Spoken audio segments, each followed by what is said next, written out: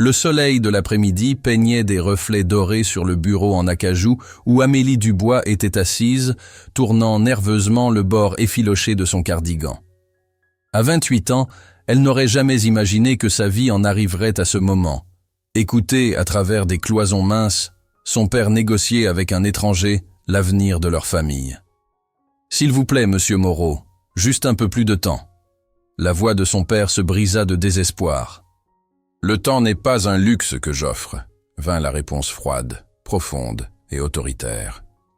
Le cœur d'Amélie s'emballa. La boulangerie familiale, l'héritage de sa défunte mère, était à quelques semaines de la saisie. Les factures médicales de son père s'étaient accumulées après sa chirurgie cardiaque et le prêt qu'il avait contracté auprès d'un investisseur de haut profil avait été leur dernier recours. Prenant une profonde inspiration, elle poussa la porte. Le temps sembla s'arrêter. Debout près de la fenêtre se tenait l'homme le plus dévastateur qu'elle ait jamais vu. Grand, avec des épaules qui remplissaient parfaitement son costume sur mesure et des cheveux sombres qui captèrent la lumière. Mais ce furent ses yeux qui la frappèrent, bleu clair, calculateur, et d'une certaine façon à la fois froid et brûlant. C'était Nicolas Moreau, le milliardaire de la tech de 35 ans dont le nom ornait les couvertures de magazines et dont l'impitoyabilité en affaires était légendaire. Leurs regards se croisèrent et quelque chose d'électrique passa entre eux. « Votre père me doit 2 millions d'euros », déclara-t-il sans émotion, ne quittant jamais Amélie des yeux. Son père tenta de parler, mais Nicolas leva légèrement la main, le faisant taire d'un petit geste. « Ce que je veux en échange est quelque chose que l'argent ne peut acheter », continua-t-il, son regard s'intensifiant alors qu'il parcourait délibérément Amélie du regard. « J'ai besoin d'une compagne forte, une femme qui peut me donner ce qui manque dans ma vie. » Le silence qui suivit semblait du verre sur le point de se briser. Son père se leva, le visage rouge. « Attendez un instant. »« Papa » interrompit doucement Amélie. « Combien de temps monsieur Moreau nous a-t-il donné pour rembourser ?»« Aucun » répondit Nicolas à sa place. « La dette est due. Aujourd'hui. » La compréhension lava Amélie comme de l'eau froide. Cet homme n'était pas là pour l'argent. Il était là pour elle. « Vous avez besoin de quoi exactement ?» demanda-t-elle, sa voix plus ferme qu'elle ne se sentait. Les lèvres parfaites de Nicolas se courbèrent en un sourire qui n'atteignait pas ses yeux. « Un héritier. Ma condition médicale signifie que le temps n'est pas de mon côté. J'ai besoin d'une mère porteuse, quelqu'un de sain, intelligent et discret. Et en retour, chuchota Amélie, la dette de votre père disparaît, votre boulangerie familiale reste dans votre famille, et vous serez généreusement compensé. » Le visage de son père pâlit. « Amélie, non. » Mais Amélie calculait déjà. Aucune banque ne leur prêterait d'argent. La boulangerie employait 15 personnes qui perdraient de leur travail. Son père perdrait tout ce que sa mère avait construit. « Si c'est ce que vous voulez, dit-elle, rencontrant le regard intense de Nicolas, alors nous avons un accord. » Quelque chose vacilla dans ses yeux, de la surprise, peut-être, ou de l'admiration.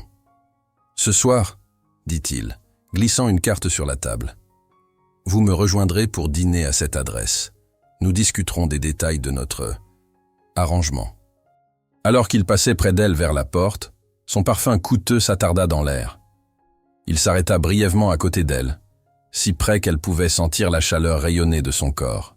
« Ce soir, répéta-t-il doucement, vous deviendrez ma partenaire dans ce contrat. » Après son départ, les genoux d'Amélie cédèrent finalement alors qu'elle s'effondrait dans une chaise.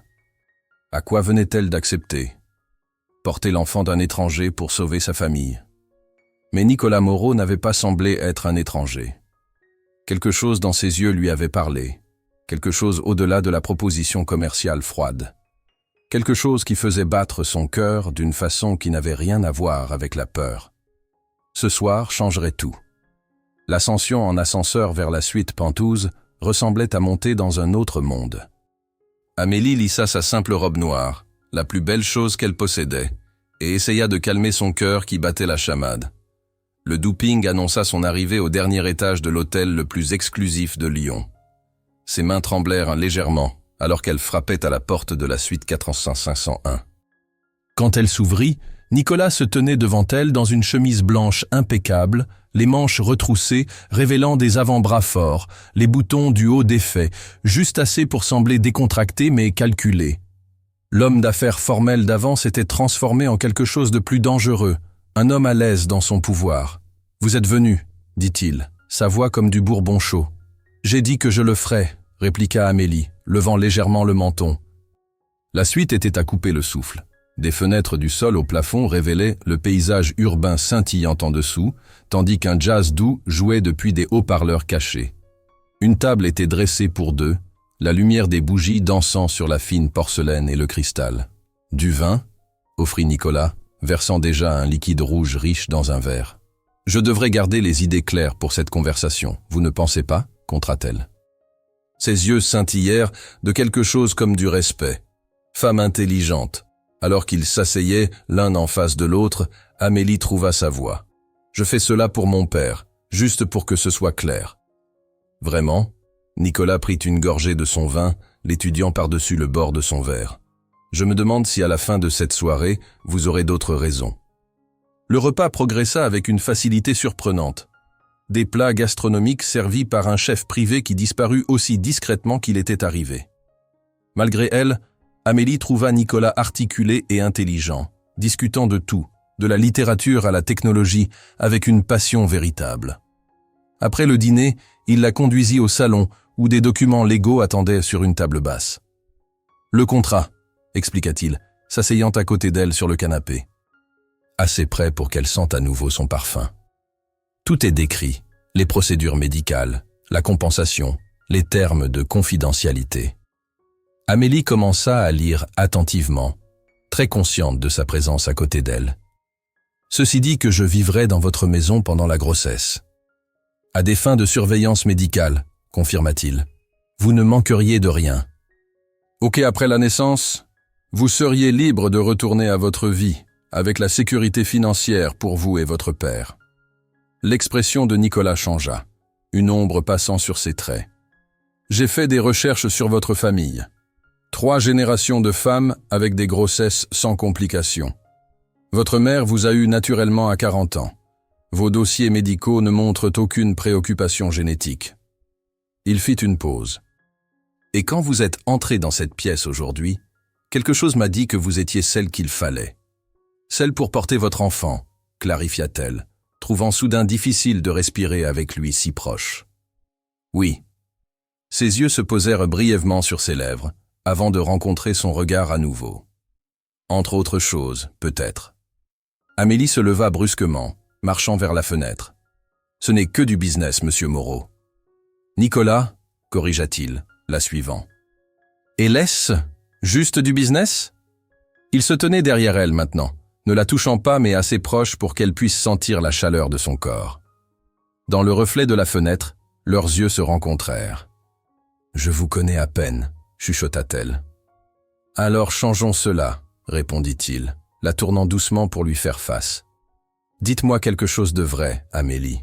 Quelque chose qui ne soit pas dans vos dossiers médicaux ou votre histoire familiale. » L'intensité de son regard fit battre son cœur. « J'ai peur, » admit-elle. « Pas de vous, mais de ressentir quelque chose que je ne devrais pas. » L'aveu resta suspendu entre honnête et brut. « Je ne m'attendais pas à vous, » dit Nicolas doucement, levant la main pour replacer une mèche de cheveux derrière son oreille. « Quand je suis venu réclamer une dette aujourd'hui, je ne m'attendais pas à trouver quelqu'un qui me ferait remettre en question mes propres motivations. » Sans avertissement, il se pencha, ses lèvres capturant les siennes dans un baiser qui commença comme une étincelle et se transforma rapidement en quelque chose qu'aucun des deux ne pouvait contrôler. Ses mains encadrèrent son visage avec une tendresse inattendue et Amélie se retrouva à répondre avec une passion qui la choqua. Quand ils se séparèrent finalement, tous deux respirant difficilement, Nicolas posa son front contre le sien. « Le contrat vient de se compliquer, » murmura-t-il. « Beaucoup, » accepta-t-elle, ses doigts agrippant toujours le devant de sa chemise. Il recula légèrement, ses yeux assombris par le désir, mais son expression sérieuse. « J'ai toujours besoin d'un héritier, Amélie.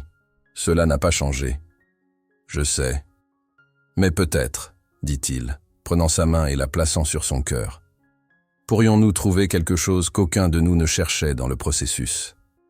L'arrangement commercial s'était transformé en quelque chose de personnel, d'indéfini et de dangereusement excitant. Alors que le pouce de Nicolas traçait sa lèvre inférieure, Amélie sut avec une certitude absolue que signer ce contrat changerait le cours de sa vie pour toujours. Et malgré tous les arguments logiques contre, elle ne voulait rien de plus que de voir où ce chemin inattendu la mènerait. La lumière du matin filtrait à travers les fenêtres du sol au plafond du penthouse de Nicolas, alors qu'Amélie se précipitait vers la salle de bain pour la 3e fois cette semaine. 6 semaines s'étaient écoulées depuis qu'elle avait signé le contrat et emménagé dans la suite d'invités de sa luxueuse maison.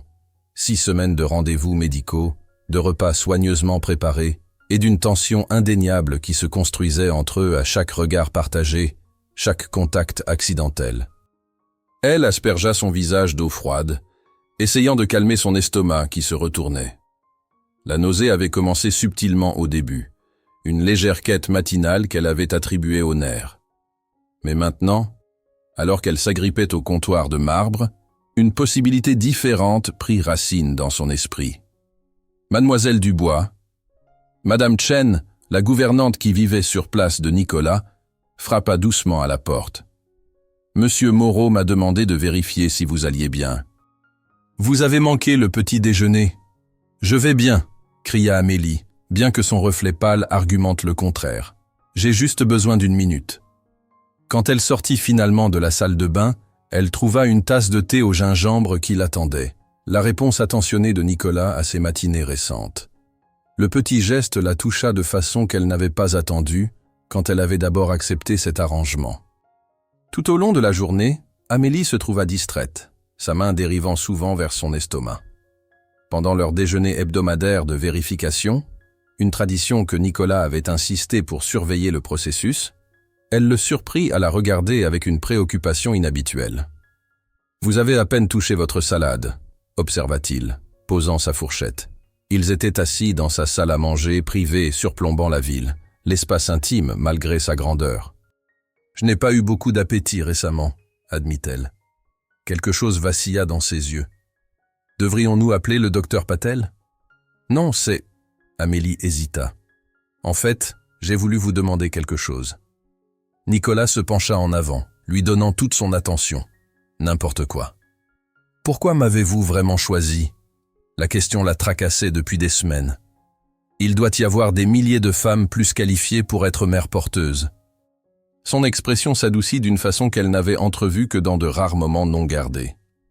Me croiriez-vous si je disais que c'était l'instinct ? De la part de l'homme d'affaires impitoyable connu pour prendre des décisions basées uniquement sur les données, elle leva un sourcil. Non. Un petit sourire tira ses lèvres. Assez juste.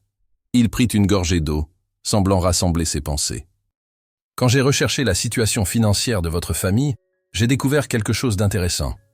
Votre père aurait pu vendre la boulangerie et payer ses dettes, mais il a refusé toutes les offres. C'était l'héritage de ma mère, expliqua Amélie. Son rêve. Exactement. Les yeux de Nicolas tinrent les siens.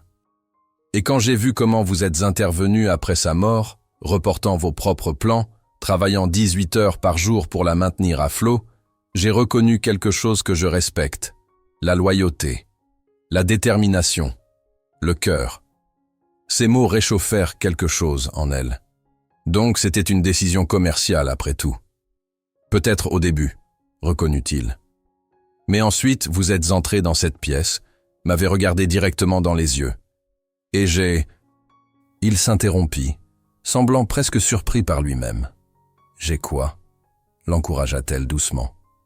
J'ai ressenti quelque chose que je n'avais pas ressenti depuis très longtemps. La possibilité. Le mot resta suspendu entre eux, chargé d'un sens qu'aucun des deux n'était prêt à explorer entièrement. Plus tard cet après-midi, elle se glissa dans une pharmacie à plusieurs pâtés de maison, achetant ce dont elle avait besoin avec des mains tremblantes. De retour dans sa salle de bain, elle suivit les instructions, puis fit les 100 pas nerveusement, comptant les 3 minutes les plus longues de sa vie. Quand elle regarda finalement la petite fenêtre en plastique, 2 lignes roses claires la fixaient. Positif. « Je suis enceinte », chuchota-t-elle à son reflet, un mélange complexe d'émotions la lavant. C'était le plan, bien sûr.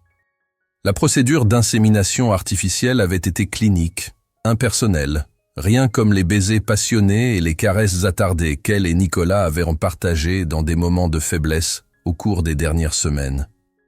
Mais quelque chose dans la vue de la preuve physique le rendait réel d'une façon que rien d'autre n'avait fait. Elle portait l'enfant de Nicolas Moreau. Elle s'assit sur le bord de la baignoire, submergée. Un enfant. Une vie grandissant en elle qui la lierait pour toujours à Nicolas Moreau, indépendamment de ce qui se passait entre eux. Ses pensées dérivèrent vers la nuit d'il y a 2 semaines, quand ils étaient revenus d'un gala de charité. Nicolas avait été différent ce soir-là, plus détendu, plus authentique. Ils étaient restés debout à parler jusqu'à l'aube, partageant des histoires de leur enfance, des rêves qu'ils n'avaient jamais dit à personne d'autre. Quand il l'avait raccompagné à sa porte, le baiser qu'ils avaient partagé l'avait laissé essoufflé, voulant plus. Mais il avait reculé, toujours le gentleman, bien que le désir dans ses yeux ait égalé le sien. Qu'étaient-ils, l'un pour l'autre maintenant? Partenaires contractuels? Amis? Quelque chose de plus? Le son de la porte d'entrée qui se fermait la sortit de ses pensées. Nicolas était rentré tôt. Prenant une profonde inspiration, elle glissa le test dans sa poche et alla le trouver. Il se tenait dans le salon, toujours en costume d'affaires, regardant l'horizon de la ville avec un verre de whisky à la main. Quelque chose dans sa posture semblait tendu, troublé. « Nicolas » dit-elle doucement. Il se tourna, et l'intensité dans ses yeux lui coupa le souffle. « Amélie » il posa son verre. « Comment vous sentez-vous ? Madame Chen a dit que vous étiez malade ce matin. »« Je ne suis pas malade, » répondit-elle, son cœur battant. « Je suis enceinte. » Le verre glissa de ses doigts, s'écrasant sur le parquet. Aucun d'eux ne bougea pour le nettoyer. « Vous en êtes certaine ?» Sa voix était à peine audible. Elle hocha la tête, sortant le test de sa poche et le lui tendant. Nicolas traversa la pièce en 3 grandes enjambées, prenant le test de ses mains avec une douceur inhabituelle. Alors qu'il fixait les 2 lignes roses, quelque chose de remarquable se produisit. Son calme soigneusement maintenu se fissura. Sa main trembla légèrement, et quand il leva les yeux, ses yeux scintillaient de larmes non versées. « Vous l'avez fait » chuchota-t-il, tendant la main pour toucher sa joue avec révérence.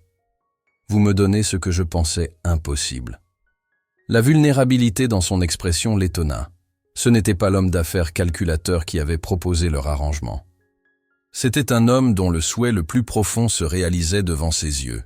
« Je devrais appeler le docteur Patel » dit Amélie, se sentant soudain submergée par l'émotion dans son regard. Elle voudra confirmer avec des analyses de sang et... « Amélie, » interrompit Nicolas, prenant ses mains dans les siennes. « Avant tout cela, j'ai besoin de vous dire quelque chose. » Il la conduisit au canapé, tenant toujours ses mains alors qu'il s'asseyait. Pour un moment, il sembla lutter pour les mots. Une première pour le PDG éloquent. « Quand je suis venu chez votre père ce jour-là, j'avais un plan. Une transaction commerciale pour sécuriser ce dont j'avais besoin. » Son pouce traça des cercles sur sa paume. « Ce que je n'avais pas prévu, c'était vous. La façon dont vous me défiez. La façon dont vous voyez à travers mes défenses. » Le souffle d'Amélie se coinça dans sa gorge. « Ces dernières semaines, vous regardez vous préparer à porter mon enfant. Cela a changé quelque chose en moi. » Sa voix devint rauque d'émotion. « J'ai construit un empire, mais je n'ai jamais créé une famille. Je n'ai jamais pensé en vouloir une, jusqu'à vous. »« Nicolas, que dites-vous » demanda-t-elle, osant à peine espérer. « Je dis que ce contrat entre nous était supposé être pour créer un héritier. » Il porta sa main à ses lèvres, pressant un baiser sur ses articulations. « Mais je me trouve vouloir tellement plus. Je veux une famille, avec vous. » Des larmes montèrent aux yeux d'Amélie. « Mais l'accord ?»« Au diable l'accord, dit-il, soudain féroce. Épousez-moi, Amélie.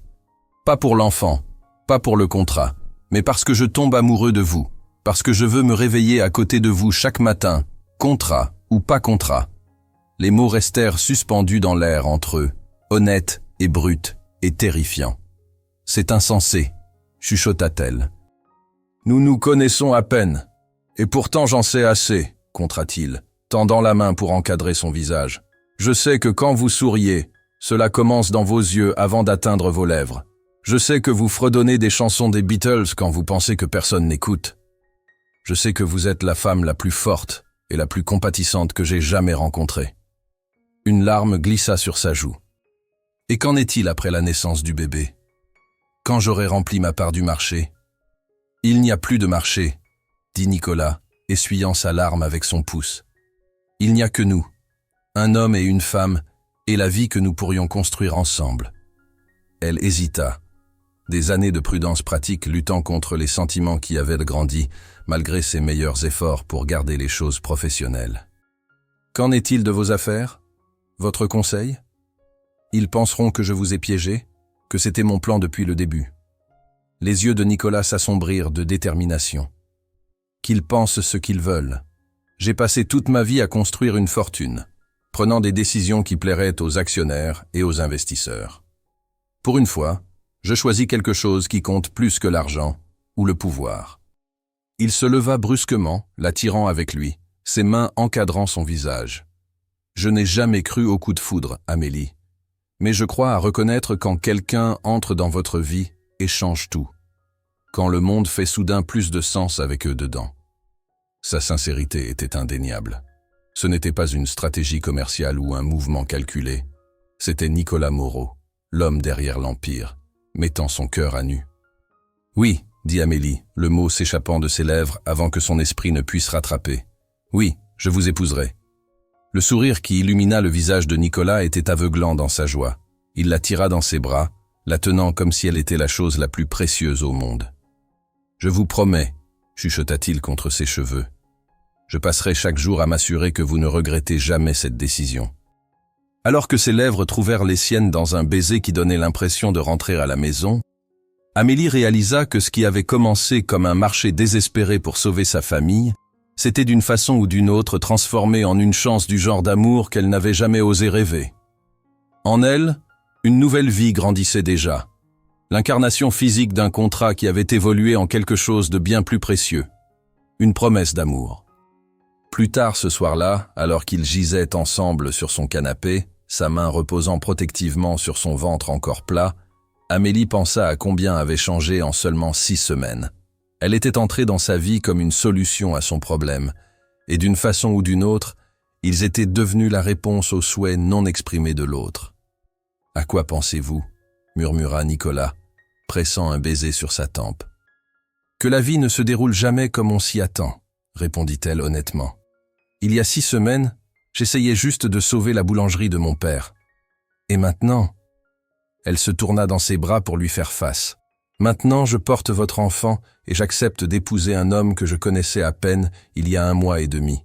Mon père va penser que j'ai perdu la tête. » Nicolas rit, le son grondant agréablement contre elle. « Est-ce que cela aiderait si je demandais formellement votre main? Je pourrais apporter des fleurs? Me mettre à genoux? » « N'osez pas, » rit-elle, mais devint sérieuse. « Je veux qu'il sache que ce n'est pas juste à propos du bébé ou du contrat, que c'est réel. » « C'est réel, » dit Nicolas doucement, replaçant une mèche de cheveux derrière son oreille. « La chose la plus réelle que j'ai jamais ressentie. » Alors que les lumières de la ville scintillaient au-delà des fenêtres et que la nuit les enveloppait comme une couverture, Amélie se permit de croire au miracle qui les avait rassemblés, un marché désespéré qui avait d'une façon ou d'une autre mené à un amour qu'aucun des deux n'avait cherché, mais que tous deux attendaient depuis toujours. La lumière du soleil filtrait à travers les vitraux, jetant des motifs arc-en-ciel à travers la petite chapelle où 50 invités attendaient dans une anticipation silencieuse. Cela faisait 4 mois depuis la proposition inattendue de Nicolas, et malgré le désir initial d'Amélie pour de longues fiançailles, la vie avait d'autres plans, notamment le renflement doux de son ventre qui devenait plus proéminent de jour en jour. Dans la suite nuptiale, Amélie se tenait devant un miroir pleine longueur, reconnaissant à peine la femme qui la regardait. La robe sur mesure drapait élégamment sur son ventre de 4 mois, dentelle ivoire cascadant comme de l'eau de la taille empire au sol. Le reflet de son père apparut derrière elle, ses yeux brumeux d'émotion. « Votre mère serait si fière, dit-il, sa voix épaisse. Amélie se tourna, prenant ses mains dans les siennes. « Le pensez-vous vraiment? Tout s'est passé si vite. » « Amélie, » il serra doucement ses doigts. « Claire disait toujours que vous aviez le meilleur jugement de quiconque qu'elle connaissait.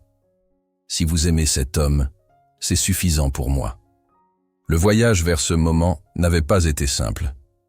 Quand elle et Nicolas avaient annoncé leur fiançailles et sa grossesse à son père, il avait été compréhensiblement méfiant, convaincu que Nicolas avait d'une façon ou d'une autre manipulé sa fille. Il avait fallu des semaines de dîners familiaux, de longues conversations, et finalement, d'être témoin de l'amour authentique entre eux avant que Philippe Dubois ne donne sa bénédiction. En plus, ajouta son père avec un clin d'œil, « Je n'ai jamais vu quelqu'un tenir tête à cet homme comme vous le faites. Il a besoin de vous. » Un coup à la porte les interrompit. « 2 minutes, mademoiselle Dubois », appela la coordinatrice de mariage. Pendant ce temps, à l'hôtel, Nicolas se tenait droit dans son smoking sur mesure, extérieurement l'image même du calme. Seul son témoin, son jeune frère Alexandre, pouvait détecter l'énergie nerveuse qui rayonnait de lui. « Détendez-vous, » murmura Alexandre. « Elle ne va pas s'enfuir. »« Je le sais, » répondit Nicolas, ajustant ses boutons de manchette pour la 5e fois. « C'est juste que je suis... »« Terrifié ?» fournit Alexandre avec un sourire. Le grand Nicolas Moreau, enfin effrayé par quelque chose. « Pas effrayé », corrigea Nicolas, sa voix s'adoucissant. « Humilié. » Le mot resta suspendu entre eux, profond dans sa simplicité. Dans les mois depuis qu'Amélie était entrée dans sa vie, Nicolas s'était transformé de façon que ni lui, ni quiconque qui le connaissait n'aurait pu prédire. L'homme d'affaires impitoyable commandait toujours son empire avec précision et vision, mais maintenant, il y avait quelque chose d'autre, une chaleur, une humanité qui avait été enterrée sous des années d'ambition et d'isolement. Les premières notes de musique firent taire les conversations chuchotées dans toute la chapelle. Le cœur de Nicolas commença à battre, alors que les portes s'ouvraient et qu'Amélie apparaissait au bras de son père. Le temps sembla ralentir, alors que leurs yeux se verrouillaient à travers l'espace qui les séparait. En ce moment, chaque calcul, chaque stratégie qui avait caractérisé la vie de Nicolas jusqu'à maintenant se dissolvait en quelque chose de plus pur. Une vérité simple que cette femme, portant son enfant, était d'une façon ou d'une autre devenue le centre de son univers. À chaque pas qu'elle faisait vers lui, des souvenirs clignotaient dans son esprit. Sa défiance le jour où ils s'étaient rencontrés, la vulnérabilité dans ses yeux la nuit de leur contrat, la joie sur son visage quand elle lui avait parlé du bébé. La façon dont elle avait défié ses tendances workaholiques et l'avait lentement, régulièrement aidé à redécouvrir les parties de lui-même qu'il avait sacrifiées pour le succès. Quand elle l'atteignit finalement, Philippe plaça la main d'Amélie dans celle de Nicolas avec un regard significatif qui communiquait clairement à la fois bénédiction et avertissement. Nicolas hocha la tête en compréhension et promesse silencieuse. « Vous êtes à couper le souffle », chuchota-t-il alors qu'il se tournait pour faire face au ministre. « Vous aussi », chuchota-t-elle en retour, une pointe de malice dans son sourire. « Mais ne devenez pas trop arrogant à ce sujet. » Le ministre commença la cérémonie, mais pour Nicolas et Amélie, les mots formels semblaient distants, secondaires à la conversation qui se déroulait dans leurs regards partagés et touches douces. Quand le moment vint pour leur vœu, Nicolas prit ses 2 mains dans les siennes. « Amélie », commença-t-il, sa voix stable malgré l'émotion évidente dans ses yeux. « Je suis venu à votre porte comme un homme d'affaires cherchant un arrangement. Je ne m'attendais jamais à trouver mon cœur qui attendait de l'autre côté. Vous avez vu à travers chaque défense que j'avais construite, chaque mur que j'avais érigé. Vous m'avez défié, frustré, et finalement sauvé de la vie creuse que j'avais créée. » Il plaça une main doucement sur son ventre qui grandissait. « Vous me donnez non seulement un héritier, mais une famille. Quelque chose que j'avais arrêté de croire mériter il y a longtemps. Je jure de passer chaque jour à mériter la confiance que vous avez placée en moi. D'être non seulement un mari et un père, mais un partenaire digne de votre force et de votre cœur. Je promets de vous aimer tous les 2 plus qu'aucun contrat ne pourrait jamais m'y obliger, pour tous les jours de ma vie. » Des larmes scintillèrent dans les yeux d'Amélie alors qu'elle prit une profonde inspiration pour livrer ses propres vœux. Nicolas, dit-elle, sa voix claire malgré son émotion. Quand vous êtes entré dans ma vie, je pensais savoir exactement qui vous étiez. Le magnate puissant avec la réputation d'obtenir toujours ce qu'il voulait.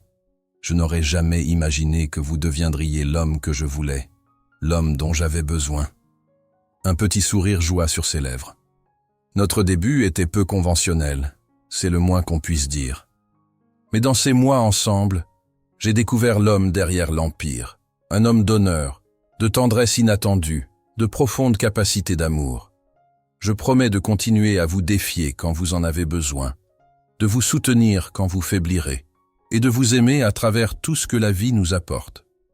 Cet enfant, elle plaça sa main libre au-dessus de la sienne sur son ventre, n'est que le début de notre histoire, pas la raison de celle-ci. L'échange d'anneaux et la proclamation de leur union passèrent dans un flou d'émotions. Quand Nicolas la tira finalement dans ses bras pour leur premier baiser en tant que mari et femme, les applaudissements de leurs invités semblaient distants comparés au tonnerre de leur cœur. La réception se tint dans les jardins de la propriété de Nicolas, transformée en un pays des merveilles enchantées de lumière scintillante et de fleurs parfumées. Alors que le couple partageait leur première danse, des chuchotements circulaient parmi les invités. Des dirigeants surpris par la transformation de leur PDG, des figures de la société spéculant sur la romance éclair, des amis des deux côtés s'émerveillant de combien ils semblaient parfaitement assortis, malgré leurs mondes différents. « Ils parlent tous de nous », murmura Amélie, alors que Nicolas la guidait expertement à travers la piste de danse. « Laissez-les », répondit-il, indifférent. « Ils assistent à quelque chose de rare, un marché d'affaires qui s'est transformé en le meilleur investissement de ma vie. » Elle rit, le son comme de la musique à ses oreilles. « Est-ce ainsi que vous voyez notre mariage? Un investissement ?» Son expression devint sérieuse alors qu'il la rapprochait. Je le vois comme la seule chose dans ma vie qui ne concerne pas le profit ou la perte. La seule décision que j'ai jamais prise purement de mon cœur. Plus tard, alors que le soir tombait et que les étoiles apparurent au-dessus de la célébration, Nicolas trouva Amélie assise dans un coin tranquille du jardin, ses mains reposant sur son ventre, une expression paisible sur son visage. « Vous voilà, dit-il, la rejoignant sur le banc. Tout va bien ?» Elle prit sa main et la plaça où étaient les siennes. Quelqu'un voulait rejoindre la fête de mariage. Après un moment d'immobilité, Nicolas le sentit, le plus léger battement sous sa paume, comme le battement de petites ailes. Son souffle se coinça, les yeux s'élargissant d'émerveillement. « Est-ce que c'est... »« Notre bébé », confirma Amélie, son visage rayonnant dans la douce lumière. « Je l'ai senti pour la première fois hier, mais je voulais garder la surprise pour aujourd'hui. » Nicolas se retrouva sans voix. Un homme qui commandait des salles de conseil et négociait des accords de milliards d'euros, rendu complètement défait par le plus faible mouvement de son enfant à naître. « Merci », chuchota-t-il finalement, son front reposant contre le sien. « Pourquoi ?»« Pour transformer un contrat en alliance. Pour me donner une famille quand je pensais que je voulais seulement un héritier. » Sa voix devint rauque d'émotion. « Pour me sauver de l'homme que je devenais. » Alors que la nuit embrassait la célébration autour d'eux, les nouveaux mariés restèrent dans leur coin tranquille du jardin, mains entrelacées sur la promesse de leur avenir, les étoiles au-dessus témoins du miracle qui avait commencé par un marché désespéré, et s'était épanoui en une histoire d'amour qu'aucun des deux n'aurait pu écrire seul. Au loin, des feux d'artifice commencèrent à illuminer le ciel, le cadeau de mariage surprise de Nicolas, leurs explosions brillantes de couleurs se reflétant dans les yeux d'Amélie, alors qu'elle regardait son mari. L'homme qui avait autrefois froidement calculé la valeur de tout, la regardait maintenant comme si elle était inestimable, au-delà de toute mesure. « Madame Moreau », dit-il doucement, testant le nom sur ses lèvres. « Monsieur Moreau », répondit-elle avec un sourire qui surpassait les feux d'artifice, « je crois que nous avons une vie de surprise devant nous. » En effet, accepta-t-il, scellant la promesse avec un baiser qui parlait de tout ce qu'ils avaient surmonté et tout ce qui les attendait. Et cela commence ce soir. 5 mois plus tard, les couloirs de l'hôpital privé le plus exclusif de Lyon bourdonnaient d'anticipation. À l'extérieur d'une suite au dernier étage, Nicolas Moreau faisait les 100 pas sans relâche, son calme habituel brisé par les sons du travail de sa femme, venant de derrière les portes fermées. Asseyez-vous avant de percer un trou dans le sol, dit Alexandre, regardant son frère avec un mélange d'amusement et de sympathie. Tout va bien se passer. Nicolas passa une main dans ses cheveux ébouriffés. Cela fait 12 heures, Alexandre. 12 heures de sa douleur pendant que je ne peux rien faire d'autre qu'attendre. Bienvenue à la paternité, intervint Philippe Dubois depuis sa chaise, levant les yeux de sa Bible bien usée. La première de nombreuses fois où vous réaliserez que vous n'avez pas réellement le contrôle. Les deux hommes échangèrent un regard de compréhension. L'homme plus âgé qui avait élevé Amélie seule après avoir perdu sa femme, et le PDG puissant qui découvrait que certaines choses ne pouvaient être gérées avec de l'argent ou de l'influence. À l'intérieur de la salle d'accouchement, Amélie serrait la main de son infirmière à travers une autre contraction, la sueur humidifiant ses cheveux malgré l'air frais. « Vous vous débrouillez magnifiquement, Madame Moreau », encouragea le docteur Patel, vérifiant ses progrès. « Nous y sommes presque. »« Je veux Nicolas », réussit à dire Amélie entre les respirations. La décision de le faire attendre dehors avait été la sienne, ne voulant pas qu'il la voie dans un état si vulnérable, mais maintenant, dans l'intensité du moment, elle ne voulait rien de plus que sa présence stable. L'infirmière hocha la tête, ouvrant la porte pour lui faire signe d'entrer. Nicolas fut aux côtés d'Amélie en un instant, son visage pâle d'inquiétude, alors qu'il prenait sa main.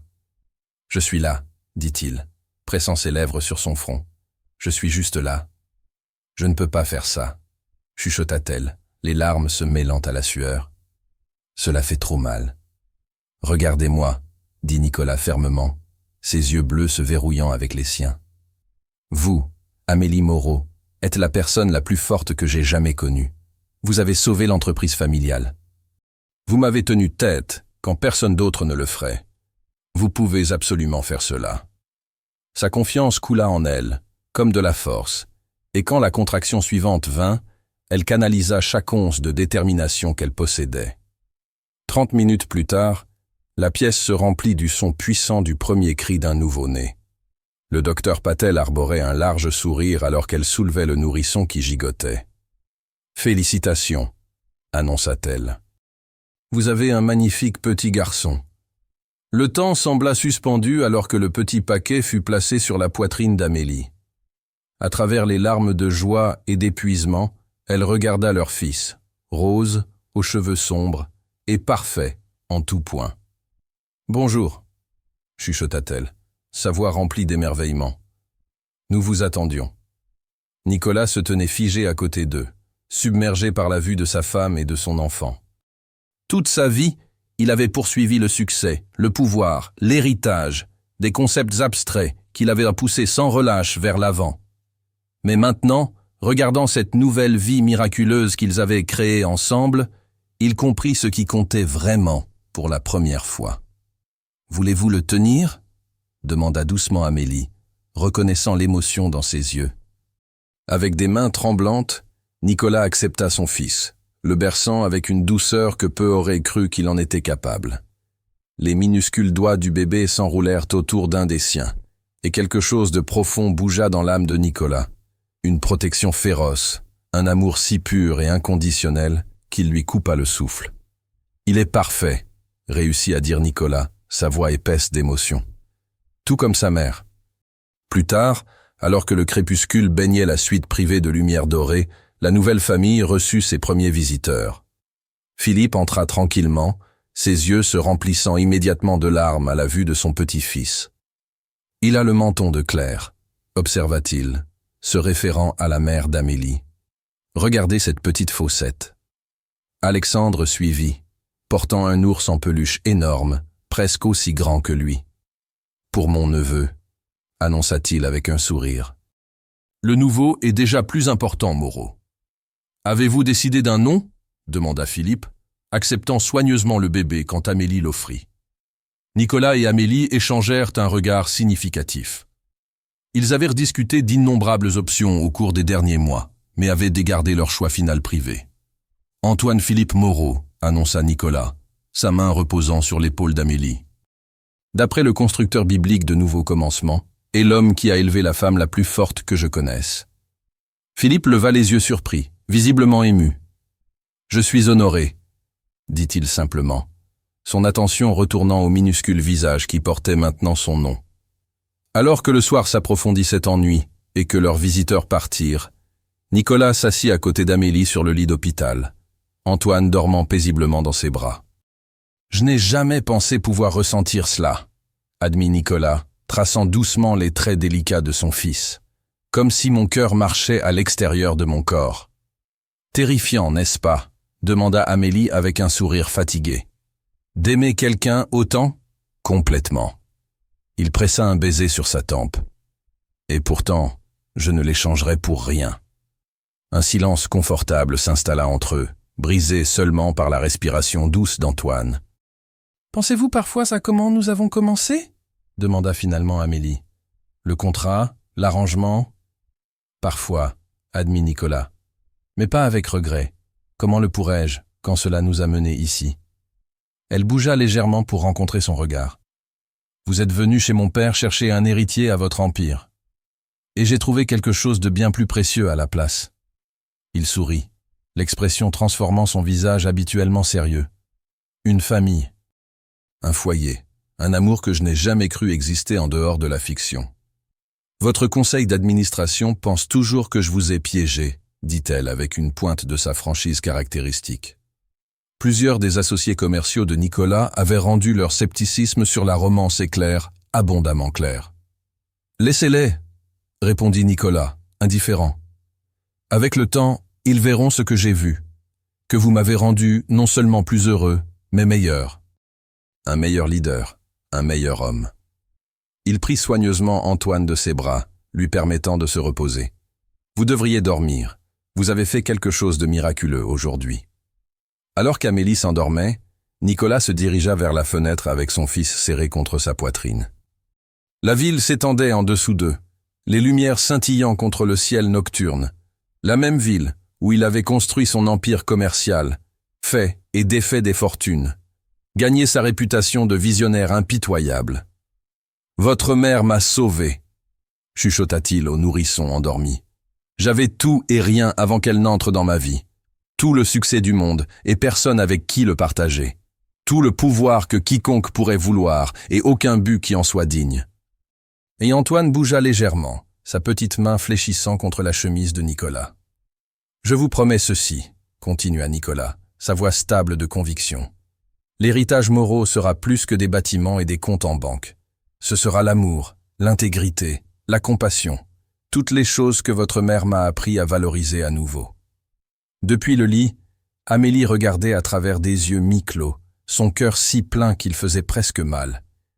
Le contraste entre cet homme tendre et l'homme d'affaires froid qui était apparu à la porte de son père semblait impossible, et pourtant la transformation s'était déroulée devant ses yeux, jour après jour, choix après choix. Comme s'il sentait son regard, Nicolas se tourna, leurs yeux se rencontrant à travers la pièce. Dans cet échange silencieux, passa un monde de compréhension, de gratitude pour le voyage qui les avait amenés ici, d'émerveillement pour le miracle qu'ils tenaient maintenant entre eux, de promesses pour tout ce qui les attendait. « Nous devrions nous reposer, » dit Nicolas, retournant à son côté avec Antoine. « Demain, nous ramenons notre fils à la maison. »« À la maison » répéta doucement Amélie, le mot portant un poids et une chaleur qu'ils n'avaient jamais eus auparavant. Pas le Pentus avec son luxe impeccable, mais l'endroit qu'ils avaient de créer ensemble, un sanctuaire construit non de marbre et de verre, mais d'amour et d'engagement et de rêves partagés.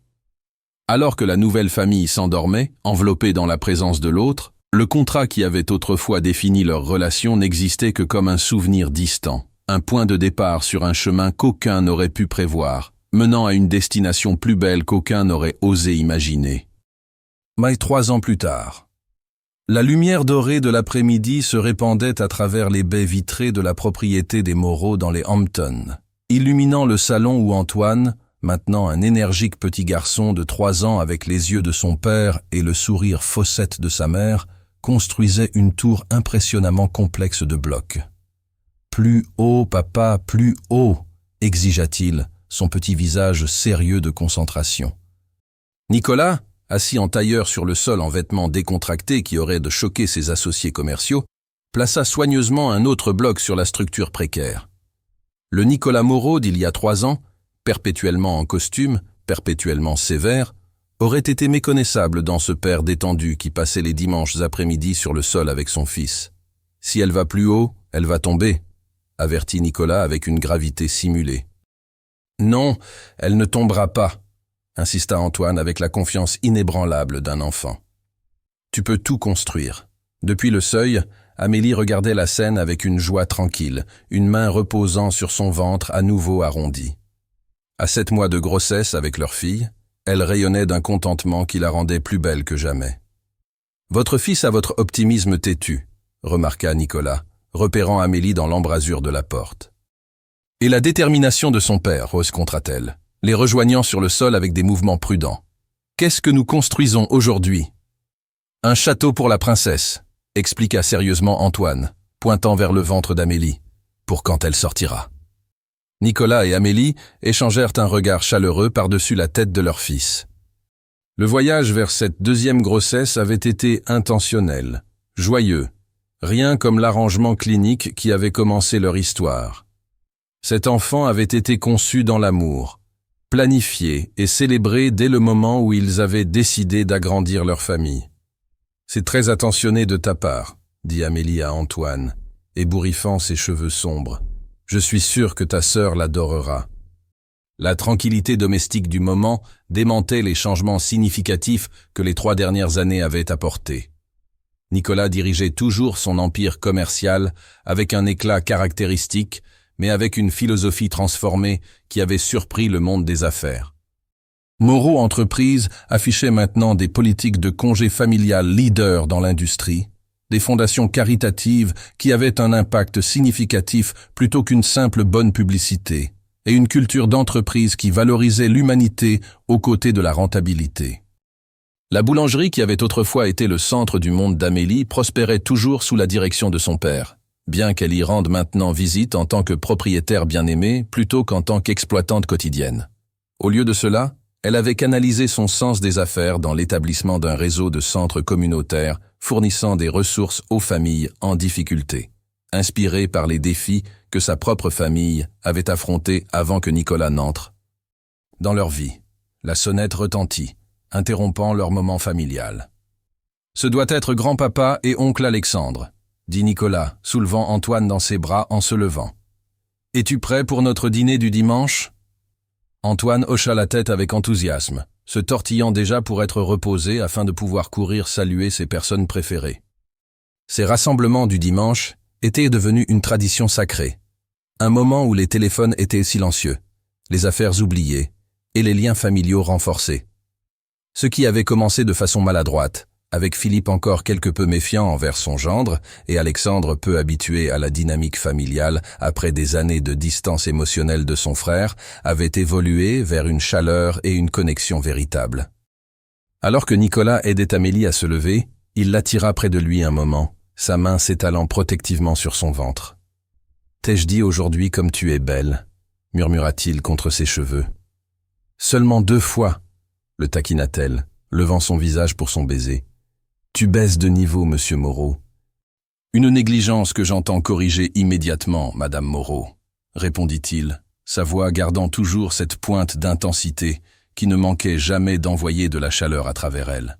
« Tu es exquise, brillante et entièrement responsable du bonheur dans cette maison. » Plus tard, alors que leur famille élargie se rassemblait autour de la table à manger chargée de nourriture préparée par leur chef, un luxe qu'Amélie avait heureusement embrassé, la conversation coulait facilement entre les mises à jour commerciales, les dernières aventures d'Antoine à la maternelle et les plans pour la nurserie de bébé Marguerite, le nom qu'ils avaient choisi pour leur fille. « Je n'arrive toujours pas à croire que tu prennes 6 mois de congé des opérations quotidiennes après la naissance du bébé, » dit Alexandre à Nicolas, une admiration véritable dans sa voix. Le Nicolas que je connaissais il y a 4 ans n'aurait pas pris 6 heures de congé. Le Nicolas que tu connaissais il y a 4 ans ne comprenait pas ce qui comptait, répondit simplement Nicolas, son regard se dirigeant vers Amélie. Certaines leçons changent tout. Philippe leva son verre en toast. Aux leçons apprises et aux bénédictions gagnées. Et à mes petits-enfants, ceux qui sont ici et ceux à venir, qui ne connaîtront jamais la lutte que leurs parents ont affrontée, mais connaîtront l'amour qui l'a surmontée. À la bonne heure, fit écho Alexandre, son propre verre levé haut.